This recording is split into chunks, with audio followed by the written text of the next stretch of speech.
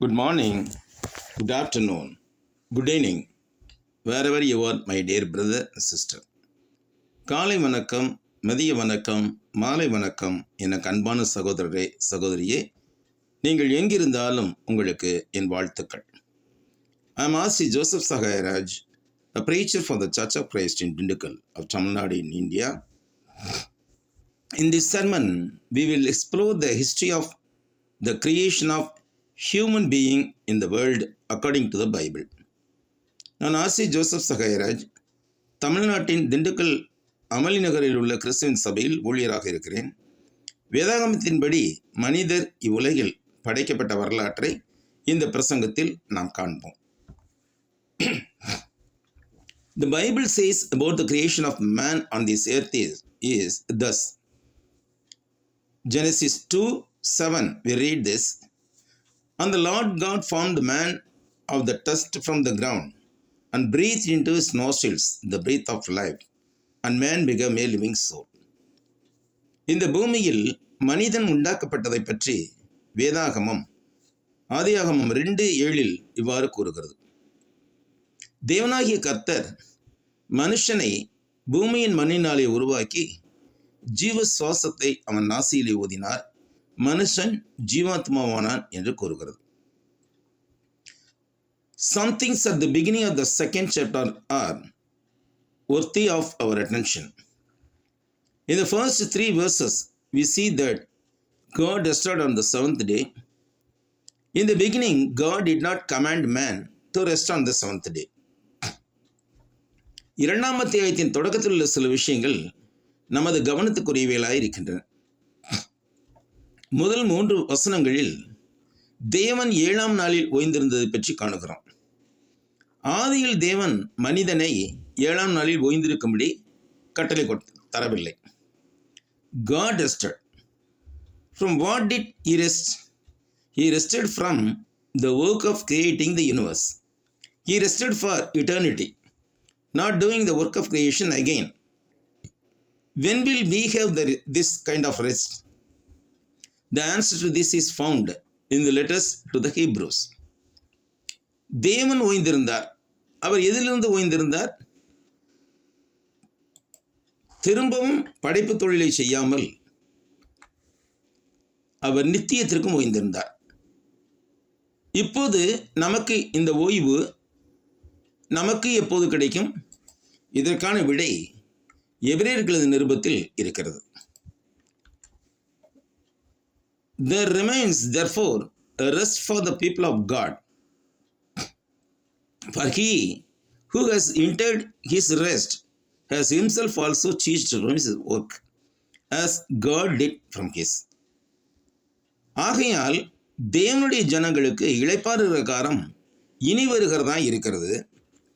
ஏனெனில் அவருடைய இளைப்பாறுதல் பிரவேசித்தவன் தேவன் தம்முடைய கிரியைகளை முடித்து ஓய்ந்தது போல தானும் தன் கிரியைகளை முடித்து ஓய்ந்திருப்பான். The rest of God is called eternal rest. If we want to enter this rest, we must be very careful in this life. Even though we live in this world, we should not allow this world to live in us. தேவனுடைய இந்த இளைப்பாறுதல் நித்திய இளைப்பாறுதல் என்று கூறப்படுகிறது. இதில் நாம் பிரவேசிக்க வேண்டுமென்றால் இந்த உலக வாழ்வில் அதிக ஜாக்கிரதையாக இருக்க வேண்டும். நாம் இந்த உலகத்தில் வாழ்ந்தாலும் இந்த உலகம் நமக்குள் வாழாமல் நாம் நம்முடைய ஆவியாத்ம சரீரத்தை காத்துக்கொள்ள வேண்டும். In Genesis 2, we find an important point. In verses 5 and 6, we read this. Now, no vegetation of the earth had yet appeared on the earth, and no herb of the field had yet sprung up. For the Lord had not caused it to rain on the earth, and there was no man to till the ground. Then a mist went up from the earth and watered the whole face of the ground. ஆதியாகமம் 2ஆம் அத்தியாயத்தில் அடுத்து நாம் ஒரு முக்கியமான குறிப்பை காணுகிறோம். 5-6 வசனங்கள் இவ்வாறு வாசிக்கப்படுகிறது. நிலத்தினுடைய சகலவித செடிகளும் பூமியின் மேல் இன்னும் உண்டாகவில்லை. நிலத்தினுடைய சகலவித பூண்டுகளும் இன்னும் முளைக்கவில்லை. ஏனெனில் தேவனாகிய கர்த்தர் பூமியின் மேல் இன்னும் மழையை பெய்ய பண்ணவில்லை. நிலத்தை பண்படுத்த மனுஷனும் இருந்ததில்லை. அப்பொழுது மூடுபனி எழும்பி பூமியெல்லாம் நினைத்தது. This situation continued until the time of Noah. It was only when Noah came out of the ark then God said in his heart, as long as the earth remains, seed time and harvest,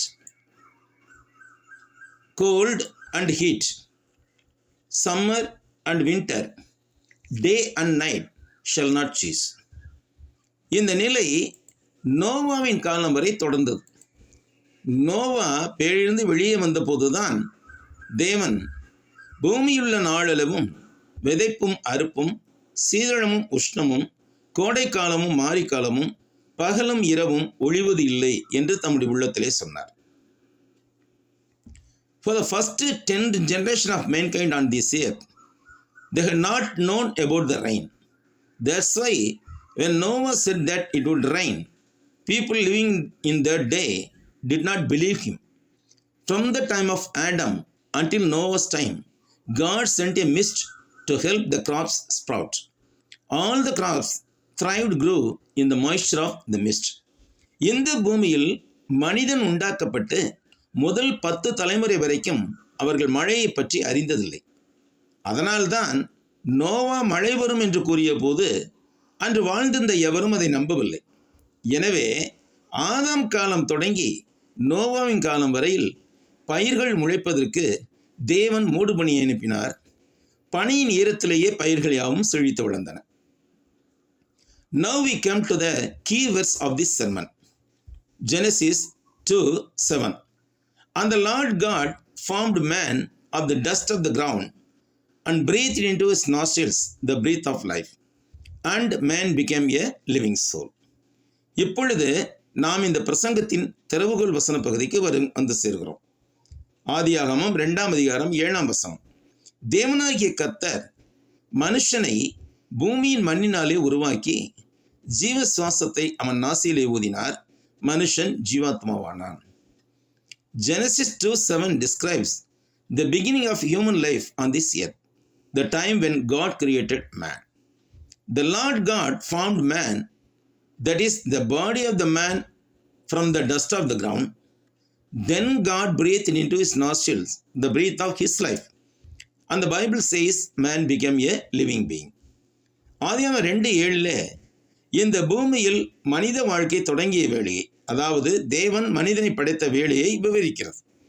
தேவனாகிய கர்த்தர் பூமியின் மண்ணிலிருந்து மனிதனை, அதாவது மனிதனின் உடலை உருவாக்கினார். பின்பு அவர் அவன் நாசியிலே ஜீவ சுவாசத்தை ஊதினார். அப்பொழுது மனிதன் ஒரு ஜீவாத்மாவானான் என்று வேதாகமம் கூறுகிறது. This verse tells us that man has a body made out of dust and a spirit and a soul from God. Previously, Genesis chapter 1 describes the creation of the entire universe. As part of that history, the first man and the first woman were created by God.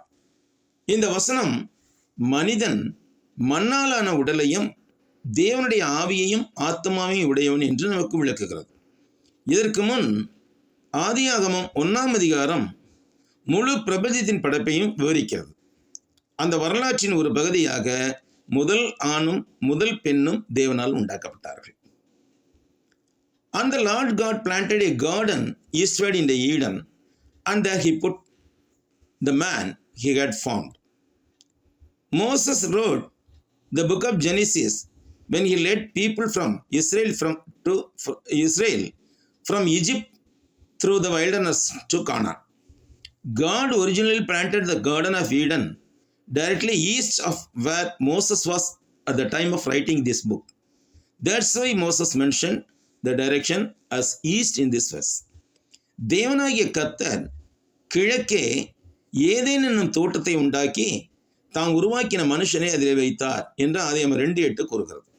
மோசே இஸ்ரவேல் மக்களை எகிப்திலிருந்து வனாந்தர மார்க்கமாய் கானானுக்கு கூட்டிச் சென்ற வேளையில் ஆதியாகமம் என்ற இந்த புத்தகத்தை எழுதினார். மோசே இந்த புத்தகத்தை எழுதிய போது இருந்த இடத்திலிருந்து நேர் கிழக்கில் தேவன் ஆதியிலே ஏதேன் தோட்டத்தை உருவாக்கினார். எனவேதான் மோசே இவ்வசனத்தில் கிழக்கே என்று திசையை குறிப்பிட்டார். That God made to grow out of the ground every tree that was pleasant to sight and good for food, and the tree of the life in the middle of the garden, and the tree of the knowledge of good and evil. God allowed Adam to eat from every tree of this. However, we will see one condition that he imposed later in the sermon. அங்கு தேவன் பார்வைக்கு அழகும் புசிப்புக்கு நலவுமான சகலவித மரங்களையும், தோட்டத்தின் நடுவிலே ஜீவ மரத்தையும் மற்றும் நன்மை தீமை அறியத்தக்க மரத்தையும் பூமியிலிருந்து முளைக்க பண்ணினார். இவற்றில் ஆதாம் சகலவித மரங்களின் கனியை புசிக்கலாம் என்று தேவன் அனுமதித்திருந்தார். ஆனாலும் அவர் விதித்த ஒரு நிபந்தனையை இந்த பிரசங்கத்தின் பிற்பகுதியில் காண்போம்.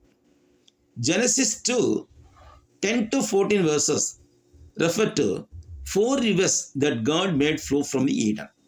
These rivers are named Pison, Gihon, the Tigris, and the Euphrates. A description of these rivers provides the geographical and theological context for the location of Eden in the abundance of God's creation. ஆதியாகமம் 2ஆம் அதிகாரம் 10-14 வரை உள்ள வசனங்கள் தேவன் ஏதேனிலிருந்து உண்டாக்கின 4 நதிகளை பற்றி குறிப்பிடுகின்றன. இந்த ஆறுகள் பைசோன், கீகோன், இதக்கேல் மற்றும் ஐப்ராத்து என்று பெயரிடப்பட்டுள்ளன. இவை ஏதேன் இருந்த இடம் மற்றும் தேவனுடைய படைப்பின் வழமைக்கான புவியியல் மற்றும் இறையியல் சூழலை கொடுக்கின்றன. Of these 4 rivers that God created, the Euphrates and Tigris are still inexhaustible rivers of the life. These still provide waters to the country of Iraq in an inexhaustible way. Therefore, everything that is said about creation in the Bible is very true.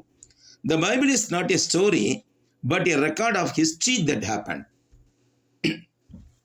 தேவன் இந்த 4 நதிகளில் ஐப்ராத்து மற்றும் தேவன் உண்டாக்கிய இந்த 4 நதிகளில் ஐப்ராத்து மற்றும் இதக்கேல் என்பவை இன்னமும் வற்றாத ஜீவநதிகளாய் இருக்கின்றன. இவைகள் ஈராக் நாட்டிற்கு இன்னமும் வற்றாத வகையில் தண்ணீர் தருகின்றன. எனவே வேதாகமத்தில் படைப்பு பற்றி கூறப்படும் விஷயங்கள் எல்லாம் மிகவும் உண்மையாகவே இருக்கின்றன. வேதாகமம் கதை அல்ல, ஆனால் நடந்த வரலாறுகளின் குறிப்பே ஆகும். The source of the rivers. What are the source of the rivers? Genesis 2:10-14 introduces the idea of a river flowing from Eden to water the Garden of Eden. Then it divides into 4 separate rivers. This history evokes a sense of lush beauty and abundant in life, emphasizing Eden as a place of divine blessing and sustenance. இந்த ஆறுகளின் மூல ஊற்று எது? ஆதியாகமம் 2ஆம் அதிகாரம் 10-14 வரை வசனங்கள் ஏதேன் தோட்டத்திற்கு நீர் பாய்வதற்காக ஏதேனிலிருந்து பாயும் ஒரு நதியின் கருத்தை அறிமுகப்படுத்துகிறது. இது 4 தனித்தனி ஆறுகளாக பிரிக்கப்படுகிறது. இந்த வரலாறு பசுமையான அழகு மற்றும் வளமான வாழ்க்கையின் உணர்வை தூண்டுகிறது. ஏதேன் தெய்வீக ஆசீர்வாதம் மற்றும் வாழ்வாதாரத்தின் இடம் என்பதை வலியுறுத்துகிறது. Understanding the nature of the sources of river is essential to understanding the significance of the 4 rivers that branched from of it. This river represents God's grace and abundance. It nourished the garden and the people in it. At the same time, it illustrates the interconnectedness of all God's creation. இந்த மூல நதியின் தன்மையை புரிந்து கொள்வது என்பது இதிலிருந்து பிரிந்த 4 நதிகளின் முக்கியத்துவத்தை புரிந்து கொள்வதற்கு அவசியமாக உள்ளது. இந்த நதி தேவனின் அருளிரக்கம் மற்றும் வளமை ஆகியவற்றை குறிக்கிறது. இது தோட்டத்தையும் அதிலிருந்த மனிதர்களையும் போஷித்தது. அதே நேரத்தில் தேவனின் படைப்புகள் யாவும் ஒன்றோடொன்று இணைந்திருப்பதையும் இது காட்டுகிறது. The Pison River. The Pison is the first of the 4 rivers mentioned. According to Genesis, it flows through the land of Avila, which was famous for its gold, bdellium, and onyx. The description of Pison portrays as portray it as a river that brings abundance and prosperity. பைசோன் நதி. குறிப்பிட்ட 4 நதிகளில் முதலாவது நதி பைசோன் ஆகும். ஆதியாமத்தின்படி இது தங்கம், பிதளைக்கு மற்றும் கோமேதகக்கல் ஆகியவற்றுக்கு பெயர் பெற்ற ஆவிலா தேசத்தின் வழியாக செல்லுகிறது. பைசோனின் விளக்கமானது அதை செழுமையும் வளத்தையும் மிகுதியாக கொண்டு வரும் ஒரு நதியாக சித்தரிக்கிறது. Although the exact location of the bison is uncertain today, it does suggest ideas of wealth and prosperity. Along with the priceless resources of the land of Avila, the river speaks of the goodness of God's creation and the richness of His gift to the mankind. Some interpret the bison as a metaphorical river of spiritual wealth, representing the blessings that come from a relationship with God. பைசோனின் சரியான இடம் இன்று உறுதியாக தெரிவதில்லை என்றாலும் செல்வம் மற்றும் செழிப்பு என்ற கருத்துக்களை பற்றி இது நம்மை சிந்திக்க வைக்கிறது. ஆவிலா நாட்டின் விலைமதிப்பற்ற வளங்களுடன் சேர்ந்து இந்த நதி தேவனுடைய படைப்பின் நன்மையையும் மனித குலத்திற்கு வழங்கப்பட்ட பரிசுகளின் செழுமையையும் பற்றி பேசுகிறது. சிலர் பைசோனை ஆன்மீக செல்வத்தின் உருவகமான நதியாக விளக்குகிறார்கள். இது தேவனுடனான உறவிலிருந்து வரும் ஆசீர்வாதங்களை குறிக்கிறது. Next, the Gihon River. A second river called the Gihon is said to flow around the land of Cush. This river is often associated with the ideas of renewal and vitality. The name Gihon is connected to the idea of a forward burst. This adds to the metaphor of moving body of water. Gihon நதி. அடுத்தது கீகோன் என்று அழைக்கப்படும் இரண்டாவது நதி கூஷ் தேசத்தை சுற்றி பாய்வதாக கூறப்படுகிறது. இந்த நதி பெரும்பாலும் புதுப்பித்தல் மற்றும் உயிர்ச்சக்தியின் சிந்தனையுடன் தொடர்புடையதாக உள்ளது. கீகோன் என்ற பெயர் முன்னோக்கி வெடித்தல் என்ற கருத்துடன் இணைக்கப்பட்டுள்ளது. இது ஒரு இயங்கும் நீர்நிலை என்ற கருத்து உருவகத்தை சேர்க்கிறது. Some scholars propose that it may represent the hydropower necessary for the growth and prosperity of the garden. Additionally, the connection of this Gihon with Cush, a region often identified with Africa, helps to emphasize the universality of God's creation as the river connects to the various lands of people with the Garden of Eden. சில அறிஞர்கள் இது தோட்டத்தின் வளர்ச்சி மற்றும் செழிப்புக்கு அவசியமான நீர்வள சக்தியை குறிக்கலாம் என்று முன்மொழிகின்றார்கள். கூடுதலாக ஆப்பிரிக்காவுடன் பெரும்பாலும் அடையாளம் காணப்பட்ட ஒரு பகுதியாகின கூஷுடனான கீகோனின் தொடர்பு தேவனுடைய படைப்பின் உலகளாவிய தன்மையை வலியுறுத்த உதவுகிறது. ஏனெனில் இந்த நதி தோட்டத்துடன் பல்வேறு நிலங்கள் மற்றும் மக்களை இணைக்கிறது. The Tigris and Euphrates rivers. Next comes the rivers Tigris and Euphrates. As well-known geographical location entities in modern-day Iraq from one of the most fertile historically significant region of the world. It is often referred to as the cradle of civilization. அடுத்து Tigris மற்றும் Euphrates நதிகள். இறுதி 2 ஆறுகளான Tigris இதக்கேல் மற்றும் Euphrates ஐப்ராத் ஆகியவை நவீன கால ஈராக்கில் நன்கு அறியப்பட்ட ஜீவநதிகள் ஆகும். மேலும் அவை உலகின் மிகவும் வளமான மற்றும் வரலாற்று முக்கியத்துவம் வாய்ந்த பகுதியில் ஒன்றாகும். ஏனென்றால் இந்த நதிகள் ஓடும் பகுதியான பாபிலோன் உலக நாகரிகத்தின் தொட்டில் என்று குறிப்பிடப்படுகிறது. The Tigris, identified in Genesis as the Hiddekel, is described as flowing east of Assyria. And the river called as Euphrates in the Bible has been famous and familiar river throughout the history. These rivers not only represents the material wealth of the land through which they flow, but also have deep theological significance. ஆதியாகமத்தில் இதக்கேல் என்று அடையாளம் காணப்பட்ட Tigris அசீரியாவின் கிழக்கே பாய்வதாக விவரிக்கப்படுகிறது.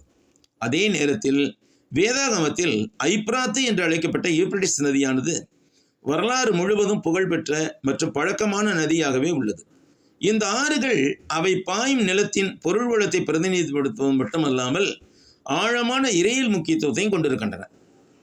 The presence of the Tigris and Euphrates in the history of Eden connects the paradise of Eden to real history landscapes.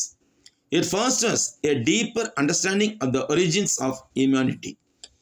They symbolize God's blessing and the abundant life that comes from the living in harmony with His creation. Furthermore, as river of the life, they remind believers of the importance of stewardship over creation and the delicate balance of nature. ஏதேனின் வரலாற்றில் Tigris மற்றும் Euphrates நதியின் இருப்பானது ஏதேனின் பரதீசை உண்மையான வரலாற்று நிலப்பரப்புடன் இணைக்கிறது. இது மனித குலத்தின் தோற்றம் பற்றிய ஆழமான புரிதலை விளக்கிறது. இவை தேவனின் ஆசீர்வாதங்களையும் அவருடைய படைப்புடன் இணக்கமாக வாழ்வதால் வரும் வளமிகுந்த வாழ்வையும் அடையாளப்படுத்துகின்றன. மேலும் இவைகள் ஜீவ நதிகளாக படைப்பின் மீது உக்ரானத்துவத்தின் முக்கியத்துவத்தையும் இயற்கையின் நுட்பமான சமநிலையும் விசுவாசிகளுக்கு நினைவூட்டுகின்றன. Next we see theological and symbolical implication of these rivers. The four rivers of Eden carry rich theological and symbolic implications. They serve as the reminder of the God's intention for creation, where life flourishes, resources are abundant. The imagery of flowing water resonates throughout the Bible, symbolizing cleansing, renewal, and God's provision. ஏதேனின் நதிகள் நான்கும் வளமான இறையியல் மற்றும் குறியீட்டு தாக்கங்களை கொண்டுள்ளன. அவை படைப்பு பற்றி தேவன் கொண்டுள்ள நோக்கத்தை நினைவூட்டுகின்றன.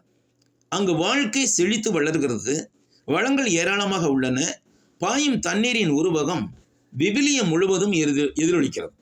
சுத்திகரிப்பு, புதுப்பித்தல் மற்றும் கடவுளின் ஏற்பாட்டை இவை குறிக்கின்றன. In the New Testament, Jesus spoke of the living water that echoes the life of force in the rivers of Eden. In John 4:14, he says, whoever drinks of the water that I will give him will never thirst, but the water that I will give him will become in him a well of water welling up to eternal life. புதிய ஏற்பாட்டில் ஏதேனின் நதிகளில் இருக்கும் உயிர் சக்தியை எதிரொலிக்கும் ஜீவ தண்ணீர் பற்றி இயேசு பேசுகிறார். யோவான் 4:14 அவர் சொல்லுகிறார், நான் கொடுக்கும் தண்ணீரை குடிக்கிறவனுக்கோ ஒரு காலம் தாகம் உண்டாகாது, நான் அவனுக்கு கொடுக்கும் தண்ணீர் அவனுக்குள்ளே நித்திய ஜீவ காலமாய் ஊறுகிற நீரூற்றாய் இருக்கும் என்றார். This theme unifies biblical history, indicating that the paradise of Eden is the precursor to the final restoration of the believers expect in a new heaven and new earth. இந்த கருப்பொருள் விவிலிய வரலாற்றை ஒன்றிணைக்கிறது. ஏதேன் என்னும் பரதேசு ஒரு புதிய வானத்திலும் புதிய பூமியிலும் விசுவாசிகள் எதிர்பார்க்கும் இறுதி மறுசீரமைப்புக்கு முன்னோடி என்பதை குறிக்கிறது. In Revelation 21:6, the Lord said to John, and he said unto me, is done. I am the Alpha and Omega, the beginning and the end. I will give unto him that is at thirst of the foundation of water of life freely. வெளிப்படுத்தல் 21:6 கர்த்தர் யோவானிடத்தில் கூறியது, அன்றியும் அவர் என்னை நோக்கி, ஆயிற்று, நான் அல்பாவும் ஒமேகாவும் ஆதியும் அந்தமுமாய் இருக்கிறேன், தாகமாய் இருப்பவனுக்கு நான் ஜீவ தண்ணீர் ஊற்றில் இலவசமாய் கொடுப்பேன் என்கிறார். Also in Revelation 22:17 it is told, and the spirit of the bride say, come. And the spirit and the bride say, come. And let him that hear say, come. And let him that at thirst come, and whosoever will let him take the water of life freely. மேலும் வெளிப்படுத்தல் 22:17 ஆவியும் மனவாட்டியும் வாய் என்கிறார்கள், கேட்கிறவனும் வாயின்பானாக, தாகமாய் இருக்கிறவன் வரக்கடவன், விருப்பம் உள்ளவன் ஜீவ தண்ணீரை இலவசமாக வாங்கிக் கொள்ளக்கடவன் என்று கூறப்படுகிறது. Furthermore, the absence of sin and conflict in Eden is seen as stark contrast of the world today. In this world today, rivers and water can symbolize turmoil and destruction. We know about this in many places of the world today. The rivers in Eden can evoke in our hearts a longing for restoration. There, the life-giving qualities of these rivers are fully realized as the attributes of God's eternity. மேலும் Eden நகரில் பாவமும் மோதலும் இல்லாதது இன்றைய உலகிற்கு முற்றிலும் மாறுபட்ட நிலையாக காணப்படுகிறது. இது இன்று இந்த உலகத்தில் ஆறுகளும் தண்ணீரும் கொந்தளிப்பையும் அறிவையும் குறிக்கலாம். இன்று உலகின் பல இடங்களில் இவைகள் நிகழ்வதை பற்றி நாம் அறிவோம். ஏதேன் நகரில் உள்ள ஆறுகள் மறுசீரமைப்புக்கான இயக்கத்தை பற்றிய சிந்தனையை நம் உள்ளத்தில் ஏற்படுத்தக்கூடும். அங்கு இந்த நதிகளின் உயிர் கொடுக்கும் பண்புகள் தேவனுடைய நித்தியத்தின் பண்புகள் என்று முழுமையாக உணரப்படுகின்றன. The 4 rivers of Eden mentioned in the book of Genesis, the Pison, the Gihon, the Tigris and the Euphrates, tell us more than geographical reference. They represent profound theological truths about the nature of God, creation, and humanity's relationship with Him. Rivers echo image of prosperity, renewal, and divine provision throughout the page of the biblical book. ஆதியாகம புத்தகத்தில் குறிப்பிடப்பட்டுள்ள பைசோன், கீகோன், Tigris மற்றும் Euphrates என்ற இந்த 4 ஆறுகள் புவியியல் குறிப்புகளை விட அதிகமான விஷயங்களை நமக்கு கூறுகின்றன. இவை தேவனுடைய இயல்பு, படைப்பு மற்றும் அவற்றுடன் மனிதகுலத்தின் உறவு பற்றிய ஆழமான இறையியல் உண்மைகளை குறிக்கின்றன. ஆறுகள் செழிப்பு, புதுப்பித்தல் மற்றும் தெய்வீக ஏற்பாட்டின் உருவங்களை விவிலிய புத்தகங்களின் பக்கங்கள் முழுவதிலும் எதிரொலிக்கின்றன. Understanding these rivers invites believers to reflect on the abundant life that God provides, the interconnectedness of all creation, and the ultimate hope of restoration found in divine history. The history of Eden and its rivers continues to inspire theological reflections and spiritual exploration for those who seek to understand their place in the broader biblical history.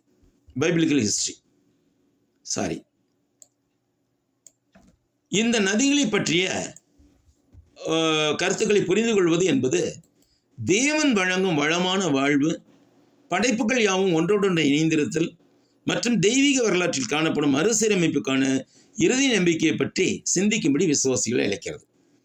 Eden மற்றும் அதன் நதிகளின் வரலாறு பரந்த விவிலிய வரலாற்றில் தங்கள் இடத்தை புரிந்து கொள்ள முயற்சிப்பவர்களுக்கு இறையியல் பிரதிபலிப்பு மற்றும் ஆன்மீக ஆய்வுக்கு தொடர்ந்து ஊக்கமளிக்கிறது. And the Lord God took the man and put him in the garden of Eden to dress it and to keep it. And the Lord God commanded the man, saying, of every tree of the garden they may freely eat, but of the tree of knowledge of good and evil you shall not eat it, for in the day you eat thereof, you shall surely die. இங்கே நான் பார்க்கிறோம், தேவனாகிய கர்த்தர் மனுஷனை Eden தோட்டத்தில் அழைத்து கொண்டு வந்து அதை பண்படுத்தவும் காக்கவும் வைத்தார். தேவனாகிய கர்த்தர் மனுஷனை நோக்கி, நீ தோட்டத்துள்ள சகல விருட்சத்தின் கனிகளையும் புசிக்கலாம், ஆனாலும் நன்மை தீமை அறியத்தக்க மரத்தின் கனியை புசிக்க வேண்டாம், நீ இதை புசிக்கும் நாளிலே சாகவே சாவா என்று கட்டளையிட்டார். God created man, established the principle that he should work in this world. God gave man the noble task of cultivating and caring of the garden of Eden. மனிதனை படைத்த தேவன் அவன் இவ்வுலகில் வேலை செய்ய வேண்டும் என்ற நியமத்தை ஏற்படுத்தினார். ஏதேன் தோட்டத்தை பண்படுத்தி காத்துக்கொள்ளுதல் என்ற உன்னதமான வேலையை மனிதனுக்கு தேவன் கொடுத்தார். The work of farming is independent and it was the first work that God gave to man in this world. At the same time, God gave man only one commandment in the beginning. விவசாயம் என்ற வேலை சுயாதீனமானதாக இருக்கிறது. இந்த உலகத்தில் மனிதனுக்கு தேவன் கொடுத்த முதல் வேலை அதுதான். அதே வேளையில் தேவன் மனிதனுக்கு ஒரே ஒரு கட்டளை மாத்திரம் ஆதியிலே கொடுத்திருந்தார். The commandment was not to eat the fruit of the tree of the knowledge of good and evil. God said that in the day he ate it, he would surely die. God meant by this command that man would be separated from the God if he eats the tree, if he eat from the tree of the knowledge of good and evil. நன்மை தீமை அறியத்தக்க மரத்தின் கனியை புசிக்கக்கூடாது என்பதே அந்த கட்டளையாகும். அதை புசிக்கும் நாளிலே அவன் தேவனை விட்டு பிரிந்து விடுவான் என்பதைத்தான் தேவன் சாகவே சாவா என்று கூறினார். அவன் நன்மை தீமை அறியும் மரத்தின் கனியை புசித்தால் தேவனை விட்டு பிரிந்து விடுவான், அதுதான் சாவு என்று சொல்லப்படுகிறது. And the Lord God said, it's not good that the man should be alone. I'll make him help meet for him. But any creature that God had previously created was found to be not suitable partner, that means help meet for Adam. So God was determined to create a helpmeet, that means a partner for Adam from within himself. பின்பு தேவனாகிய கர்த்தர் மனுஷன் தனிமையாக இருப்பது நல்லதல்ல, ஏற்ற துணையை அவனுக்கு உண்டாக்குவேன் என்றார். ஆனாலும் தேவன் இதற்கு முன் படைத்திருந்த எந்த உயிரினமும் ஆதாமுக்கு ஏற்ற துணையாக காணப்படவில்லை. எனவே தேவன் ஆதாமுக்கு ஆதாமிலிருந்தே ஒரு துணையை ஏற்படுத்த சித்தமானார். And the Lord God caused a deep sleep to fall upon Adam, and he slept. And he took one of his ribs and closed up the flesh instead of thereof. And the rib which the Lord God had taken from the man made he a woman and brought her unto man. அப்பொழுது தேவனாகிய கர்த்தர் ஆதாமுக்கு அயர்ந்த நித்திரையை வரப்பண்ணினார். அவன் நித்திரை அடைந்தான். அவர் விலாய் எலும்புகளில் ஒன்றை எடுத்து அந்த இடத்தை சதையினால் அடைத்தார். தேவனாகிய கர்த்தர் தாம் மனுஷனிலிருந்து எடுத்த விலாய் எலும்பை மனுஷியாக உருவாக்கி அவளை மனுஷனிடத்தில் கொண்டு வந்தார். அது நம்ம 22 அதிகாரம் 21-22 வசனங்களில் வாசிக்கிறோம். God caused Adam to fall into a deep sleep. Adam was unaware of the process that was taking place at that time. This indicates that the creation of Eve was a divine act beyond Adam's control and understanding. Then he took one of his ribs and created a woman from the rib. This act emphasizes the close relationship and equality between man and woman, because Eve was taken from the Adam's rib. And this passage also highlights God's creative power and his purpose of companionship and unity with humanity. தேவன் ஆதாமுக்கு ஆழ்ந்த தூக்கத்தை வரவழைத்தார். அந்த நேரத்தில் நடக்கும் செயல்முறையை பற்றி ஆதாமுக்கு தெரியாது. ஏவாளின் படைப்பு ஒரு தெய்வீக செயலாக இருந்தது. அது ஆதாமின் கட்டுப்பாடு அல்லது புரிதலுக்கு அப்பாற்பட்டது என்பதை இது குறிக்கிறது. பின்னர் அவர் அவனது விலா எலும்புகளிலிருந்து ஒன்றை எடுத்து அந்த விலா எலும்பிலிருந்து ஒரு பெண்ணை படைத்தார். இந்த செயல் ஆணுக்கும் பெண்ணுக்கும் இடையிலான நெருங்கிய உறவையும் சமத்துவத்தையும் வலியுறுத்துகிறது. ஏனெனில் ஆதாமின் விலாவிலிருந்து ஏவாள் எடுக்கப்பட்டார். தேவனின் படைப்பு சக்தி மற்றும் மனிதர்களுக்கு தோழமை மற்றும் ஒற்றுமைக்கான நோக்கத்தையும் இந்த வசன பகுதி எடுத்துக்காட்டுகிறது. Rib, side. The Hebrew word Selah used in the Hebrew Bible here can be translated as rib or side. Traditionally, it has been said to refer to the rib. However, we should also note that side is more accurate translation that emphasizes the close lateral relationship between man and woman. விலா எலும்பு பக்கம். இவ்விடத்தில் எபிரேய மொழி வேதாகமத்தில் பயன்படுத்தப்பட்டுள்ள செலா என்ற எபிரேய வார்த்தையை விலா எலும்பு அல்லது பக்கம் என்றும் மொழிபெயர்க்கலாம். பாரம்பரியமாக இது விலா எலும்பு என்பதை குறிப்பதாக கூறி வருகின்றார்கள். அதே வேளையில் பக்கம் என்பது ஆணுக்கும் பெண்ணுக்கும் இடையிலான நெருக்கமான பக்கவாட்டு உறவை வலியுறுத்தும் மிகவும் துல்லியமான மொழிபெயர்ப்பாக உள்ளது என்பதையும் நாம் கவனிக்க வேண்டும். Creation of Eve. God took Adam's rib side and made her into a woman and brought her to Adam. This indicates the woman is the same of nature and character as man, not separated or not inferior. ஏவாளின் படைப்பு என்னவென்று பார்க்கும்போது தேவன் ஆதாமின் விலா எலும்பு அல்லது பக்கத்தை எடுத்து ஒரு பெண்ணாக உருவாக்கி அவளை ஆதாம் இடத்தில் கொண்டு வந்தார். இது பெண் என்பவள் ஆணை போலவே ஒரே மாதிரியான தன்மை மற்றும் இயல்பை கொண்டவள் என்பதையும் அவள் தனியானவள் என்பதையோ அல்லது தாழ்ந்தவள் என்பதையோ குறிப்பதில்லை என்பதையும் நாம் இங்கே காண முடியும். What was Adam's response for that? When Adam saw Eve, he said, "This is now bone of my bones and flesh of my flesh. She shall be called woman because she was taken out of man." This expresses a sense of recognition and belonging. It shows the intrinsic connection and unity between them. ஆதாமின் பதில் செயல் என்னவாக இருந்தது? ஏவாளை பார்த்தவுடன் ஆதாம், இவள் என் எலும்பில் எலும்பும் என் மாம்சத்தில் மாம்சமாய் இருக்கிறாள், இவள் மனுஷனில் எடுக்கப்பட்டபடியால் மனுஷி என்னப்படுவாள் என்றான். இது அங்கீகாரம் மற்றும் சொந்தமான உணர்வை வெளிப்படுத்துகிறது. இது அவர்களுக்கிடையேயான உள்ளார்ந்த தொடர்பு மற்றும் ஒற்றுமையை எடுத்து காட்டுகிறது.